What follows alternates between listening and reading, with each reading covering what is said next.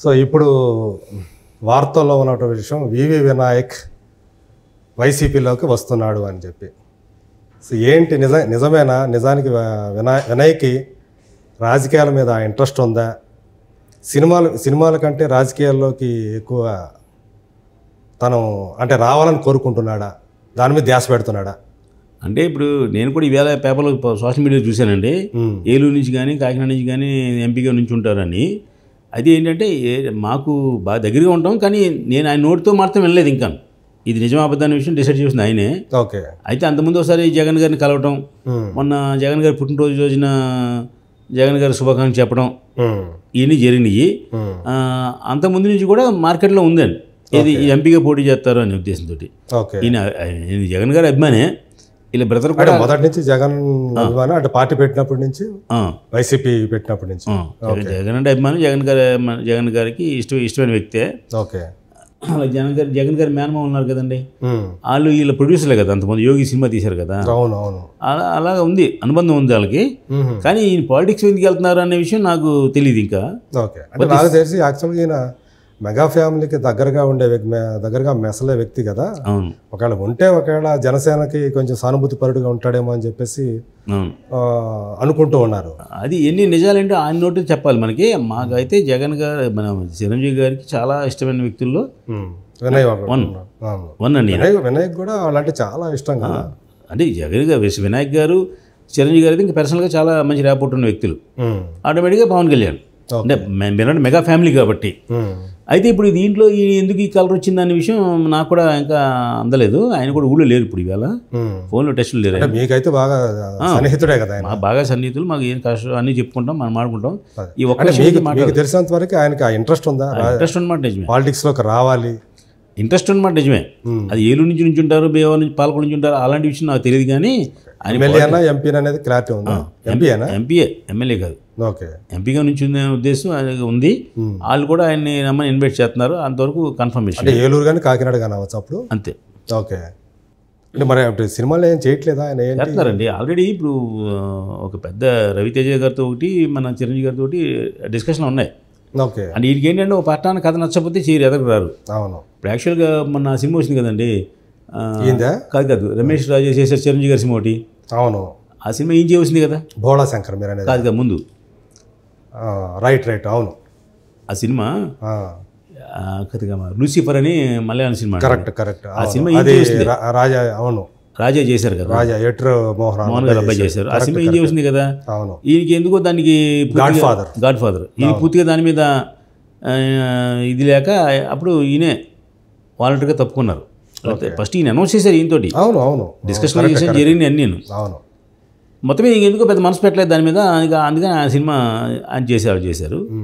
అది ఎందుకు వినాయక్ ఎలాగ అవుతారు? యాక్చువల్గా తను యాక్టర్గా కెమెరా మీదకి వచ్చాడు. శివయ్యనో ఒకటి స్టార్ట్ చేశారు, సీన్ స్టార్ట్ చేసి మళ్ళీ మళ్ళీ ఆపేశాడు.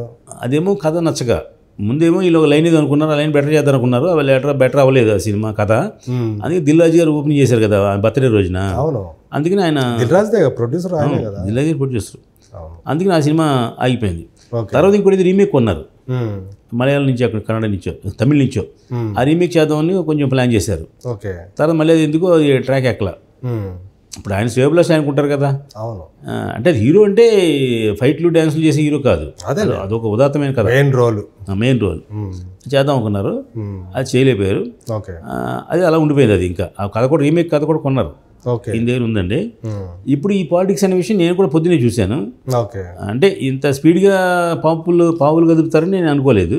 అంటే ఏముంది, దగ్గరకు వచ్చేస్తున్నాయి కదా. మార్చి 6 అని కొంత పేపర్లో వేశారు. చాలా మొత్తానికి ఒక 3 నెలల్లో, ఏప్రిల్లో కన్ఫర్మ్. మధ్యలో అయితే 3 నెలలే ఉంది గ్యాప్. మార్చి ఏప్రిల్ కన్ఫర్మ్. అదేనండి, ప్రతి మనిషికి గోల్ ఉంటుంది కదా. ఆయన సరదా ఆయనకు ఉంటుంది.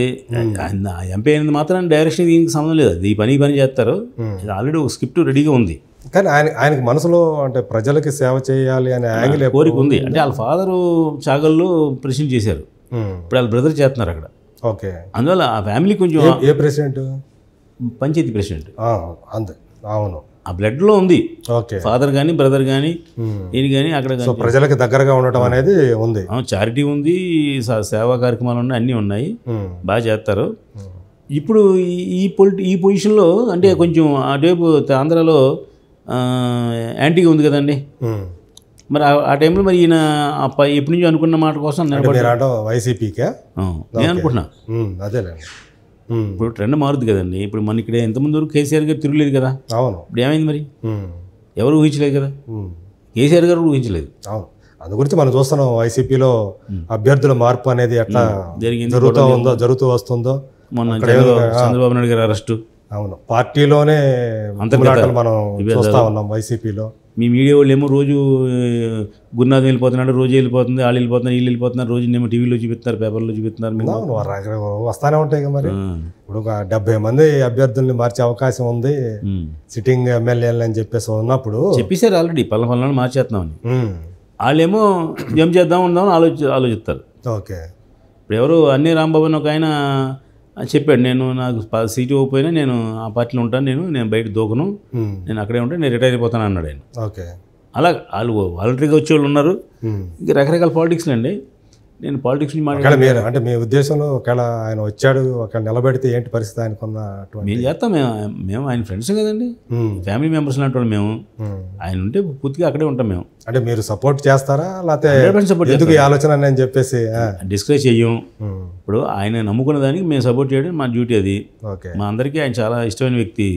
ఆయన నిజంగా సెంటిమెంట్గా కూడా ఆయన ప్రాణం ఇచ్చే మనిషి అందరికీ. అంటే ఫ్యామిలీకి ప్రాణం ఇవ్వడం సహజం, మిత్రులు కూడా ఆయన ప్రాణం ఇచ్చే మంచి మనిషి. ఇప్పుడున్న పరిస్థితులు అంటే లాస్ట్ టైం అయితే ఎట్లా ఉండేదో తెలియదు కానీ ఇప్పుడున్న పరిస్థితుల్లో అది మీరు అది కరెక్ట్ డెసిషన్ అని చెప్పేసి ఒకవేళ నిజమైతే కనుక సరైన నిర్ణయం అని మీరు అనుకుంటున్నారు? అంతకుముందు చెప్పాను. ఇప్పుడు అక్కడ కొంచెం యాంటీగా ఉన్న టైంలో కరెక్ట్ డెసిషన్ అంటే ఇప్పుడు ఈయన పర్సనల్ ఇన్ఫ్లుయెన్స్ మీద నెగ్గాలి. ఇప్పుడు పార్టీ సపోర్టు కొంతవరకు పనిచేస్తుంది, కొంత ఇన్ఫ్లుయెన్స్ కూడా ఆయన వ్యక్తిగతం ఉన్నటువంటి పేరు. ఇప్పుడు అందరూ 170 మంది ఎమ్మెల్యేలు ఊడిపోరుగా, 10 మంది ఎంపీలు ఊడిపోరు కదా. అంటే ఎంతో కొంత జరుగుతుంది కదా, ఆ జరిగిందని నేను ఉంటారు. బికాజ్ ఈయన ఇండివిజువాలిటీ ప్లస్ మంచివాడు అనే ఒక పేరు, ఆ సెంటిమెంట్ అందరికీ అందుబాటులో ఉండే వ్యక్తి. ఇలాంటి వాటిలో వస్తారు డౌన్ టు ఎర్త్ పర్సన్. అంటే మనం ఖచ్చితంగా ఆయన అంటూ ఎలక్షన్ నుంచి ఉంటే మేము అక్కడే బెషాన్ని పెడతాం. అంతేనా? ఎందుకంటే మాది కూడా సొంత జిల్లా కాబట్టి ఇక్కడ పార్టీతో సంబంధం లేదు, మాకు వ్యక్తితో సంబంధం. ఓకే. మేము వేరే పార్టీ వినయ్ కోసం పని చేస్తారు. అయ్యో, మేము అందరం ఒకరు కాదు, ఆయన టీం అంతా పనిచేస్తాం అక్కడ. పైగా ఆ జిల్లాలో మాకు కూడా ఎంతమంది ఇన్ఫ్లుయెన్స్ ఉంది కాబట్టి, మా సొంత జిల్లా కాబట్టి. నిజమా? ఇప్పుడు అంటే ఇప్పుడు వస్తున్నటువంటి వార్త ఎంతవరకు నిజం అనేది తెలిస్తే మనకు తెలిసిపోద్దిగా. ఇప్పుడు ఆయన చెప్తేనే మనకు నమ్మాలి. అదే. ఇప్పుడు ఆయన ఎవరో బయట వాళ్ళు చెప్పారు, ఆయన చెప్పకపోయినా నిజమైతే కనుక తెలిసిపోద్ది, బయటకు వచ్చేస్తుంది. అది ఎంతోమంది నిజం ఉంది, ఎవరి సైడ్ నుంచో బయటకు వచ్చేస్తుంది. ఎంతోమంది నిజం ఉందండి. అది చెప్పండి. అదే అది ఇప్పుడు ఏదంటారు చూడండి, ఊరికే రాదు కదా. అది ఊరికి మిమ్మల్ని నన్ను ఎందుకు అంటలేదు. అవును, అక్కడ ఏదో నిజం ఉంది, ఆయన మనసులో ఉంది. ఓకే. అది మీరు అన్నట్టు ఈ టైంలో కరెక్టా కాదా అనే విషయం ఇంకా డెసిషన్ ఆయన తీసుకుంటారు. తప్పో రైట్ అయినా ఆయన నేను తీసుకున్న నిర్ణయానికి మేము అందరం వెనకాల కట్టుబడి పనిచేస్తాం అంతే. సరే, చూద్దాం అది ఏం జరుగుతుందో. మరి ఆయన నిజంగా ఒకవేళ ఆయన రావాలనుకుంటే ఆ పార్టీ సీట్ ఇస్తుందా లేదా అని చూద్దాం. ఒకవేళ సీట్ ఇస్తే ఏం జరుగుతుంది? ఆయన రావాలనుకుంటే పార్టీ సీట్ ఇవ్వడం రెడ్ కార్పెట్ వేస్తుంది, దాని భయం లేదు. అవునా? ఏమండి, అంటే పోటీ ఉంటారు కదా అక్కడ. ఎందుకు ఉంటే మాత్రం అభ్యర్థులు పోటీలో కూడా నెంబర్ 1 ఈయన అవుతారు. ఇప్పుడు పాత వాళ్ళకి ఏదో అతమే మైనస్ వచ్చి ప్లస్ ఉండొచ్చు, ఈయనకి ఏముండదు, ఫ్రెష్ క్యాండిడేట్ కదా, వైట్ పేపర్ లాంటి మనిషి అయినా ఏమున్నా ప్లస్ ఉంటుంది తప్ప మైనస్ అనేది ఉండదు. ఇప్పుడు మీరు ఒకసారి చేశారనుకోండి మీకు ఏదో బొక్క ఉంటుంది, ఇక్కడ ఏం బొక్కలేదు, ఫ్రెష్గా ఉంటాడు ఈయన, ఎప్పుడు మంచి మనిషి, ఎప్పుడు సినిమా ఫీల్డ్ లేకపోతే ఈ రాజకీయాల జోలికి ఎప్పుడు రాలేదు కాబట్టి మంచి మనిషిని 100% అది ప్లస్ అవుద్ది. ఆ రకంగా ఆయన వాళ్ళు కూడా అన్నీ ఆలోచిస్తారు. పోటీలో ఉంటే ఫస్ట్ ప్రిఫరెన్స్ ఈయనకే ఇస్తారంటారు. ఇప్పుడు కొన్ని చోట్ల ఎమ్మెల్యేగా నెగ్గిన క్యాండిడేట్ని కూడా వద్దని జగన్ గారు మార్చేస్తున్నారని చెప్పారుగా, మీరు ఎందుకు మారుతున్నారు మరి? అంటే వాళ్ళకి నమ్మకం లేదు కదా, నమ్మకుండా మార్చారు కదా. ఇప్పుడు ఇలాంటి అయితే ఇంకెక్కువ రెడ్ కార్డ్ పెడతారండి, ఖచ్చితంగా ఈయనకి ప్లస్ ఉంటుంది. ఓకే, చూద్దాం, లెట్ us see ఏం జరుగుతుంది అనేది 10 రోజులు తెలిసిపోద్ది. ఆయన అవుట్ ఆఫ్ స్టేషన్ వచ్చేస్తారు ఈవేళ రేపు. Okay, right. Thank you so much అండి. సో వినయ్ గారి యొక్క రాజకీయ అరంగేట్రం జరుగుతుందా లేదా అనే విషయం గురించి కూడా మాట్లాడుకున్నాం. అది ఆయన వచ్చే లైన్లోకి వస్తే అన్ని ఆయన గురించి చెప్తాం.